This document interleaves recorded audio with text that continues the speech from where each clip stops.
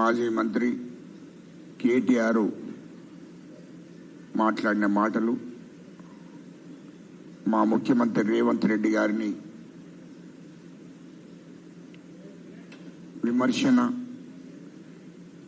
విమర్శించినటువంటి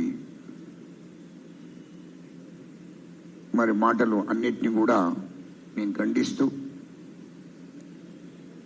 ఇయాల్లో మా ముఖ్యమంత్రి రేవంత్ రెడ్డి గారిని నాలుకే ఘోషిస్తా, చాతకాకపోతే దిగిపో అనే మాటలను మొదలు కేటీఆర్ నువ్వు మతిస్థిమితం లేకుండా మాట్లాడుతున్నావు. ఎవరిని నాలుగే కోస్తారో రాబోయే రోజులు చెప్తాయి. మాట్లాడే ముందు తెలంగాణ ప్రజలందరూ కూడా చూస్తున్నారు.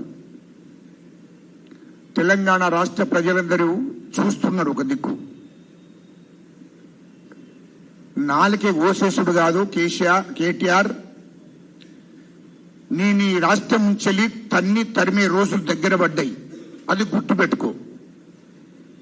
ఈ రాష్ట్రం ఉన్నటువంటి ఎస్సీలు, ఎస్టీలు, బీసీలు, మైనార్టీలు 100% ఉన్నట్టు ప్రజలందరూ కూడా కేటీఆర్ నిన్ను, నీ అయ్యను తన్ని ఈ రాష్ట్రం నుంచి తరిమేసే రోజులు దగ్గర పడుతున్నాయి. గుర్తుపెట్టుకోమని చెప్తున్నాం. ఎందుకంటే కేటీఆర్ అనేటోడు మతిస్థిమితం లేకుండా మాట్లాడుతున్నాడు. ఎందుకో మతిస్థిమితం లేకుండా మాట్లాడుతున్నంటే రాష్ట్రంలో రాష్ట్ర ప్రభుత్వం విచారణ చేపిస్తుంది. ఈ విచారణలో కేటీఆర్, కవిత వీళ్ళందరూ స్కాములు చేశారు కదా, ఆ స్కాముల మీద అన్నిటి మీద విచారణ జరుగుతుంది. ఎక్కడ మమ్మల్ని జైలుకు పంపుతాడో ముఖ్యమంత్రి రేవంత్ రెడ్డి గారు అని చెప్పి ఆ భయంతో వాళ్ళు మాట్లాడుతున్నారు.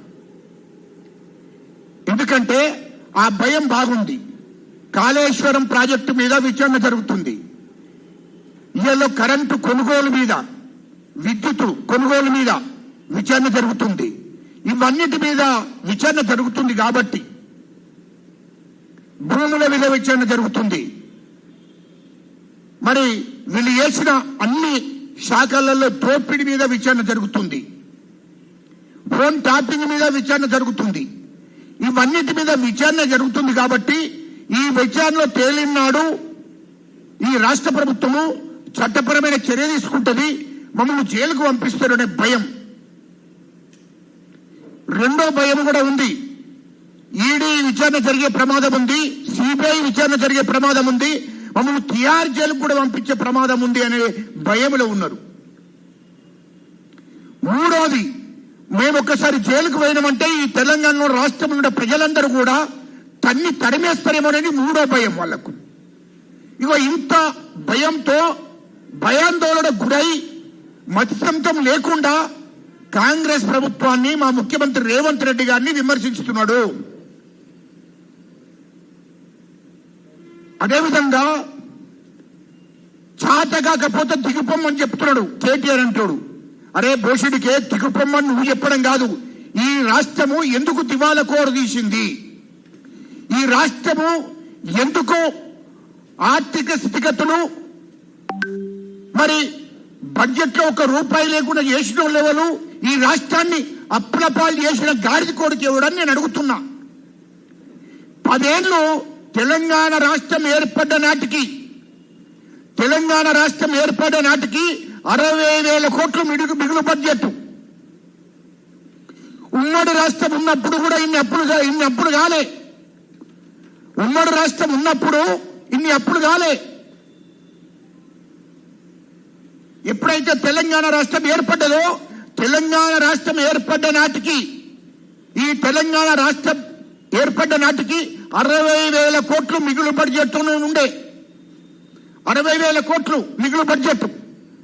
అటువంటిది తెలంగాణ రాష్ట్రం ఏర్పడ్డ తర్వాత, కేసీఆర్ ముఖ్యమంత్రి అయిన తర్వాత ఈ రాష్ట్రానికి 7 లక్షల కోట్లు అప్పు తెలంగాణ ప్రజల మీద మోపిండు. ఈ తెలంగాణ రాష్ట్రానికి 7 లక్షల కోట్ల అప్పు చేసిండు ఆనాటి ముఖ్యమంత్రి కేసీఆర్ కేటీఆర్. ఇది వాస్తవం కాదా? 7 లక్షల కోట్లు ప్రాజెక్టుల పేరు మీద, డెవలప్మెంట్ పేరు మీద, నిధుల పేరు మీద, నీళ్ల పేరు మీద 7 లక్షల కోట్లు తీసుకొచ్చి అందులో 3 లక్షల కోట్లు వీళ్ళు స్కామ్ చేసిండ్రు, కమిషన్లు అనేక విధాలుగా దోపిడీ చేసిండ్రు. 3 లక్షల కోట్లు కేసీఆర్ కేటీఆర్ వాళ్ళ కుటుంబం కోసం దోసుకున్నారు. వాళ్ళు ఇంకా 100 తరాలు తిరిగి బతికే అంత సంపదను సంపాదించుకున్నారు. 7 లక్షల కోట్లు రాష్ట్రం కోసం పెట్టినవి కాదు, అవి రాష్ట్ర ప్రజల కోసం పెట్టినవి కాదు.